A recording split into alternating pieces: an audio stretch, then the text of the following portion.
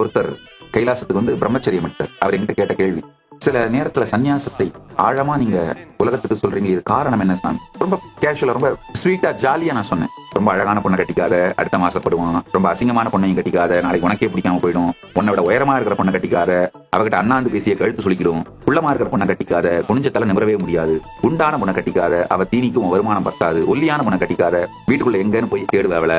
ரொம்ப படிச்ச பொண்ணை கட்டிக்காத, உன்னை மதிக்கவே மாட்டா. அதுக்காக படிக்காத பொண்ணை கட்டிடாத, நீ சொல்றது அவளுக்கு ஒண்ணும் புரியாது. தம்பி சொன்னது புரிஞ்சுதா? புரிஞ்சுது சாமி, நல்லாவே புரிஞ்சுது. கல்யாணமே பண்ணிக்காதுன்னு முதலியே சொல்லிருக்கலாமே சாமி. அதுக்கு ஏன் சாமி இவ்வளவு பெரிய விளக்கம் சொன்னா? வேண்டா கேட்கறான். மண்ணு மேல ஆசைப்பட்ட பல்வாள் தேவனும் செத்து போயிட்டான்.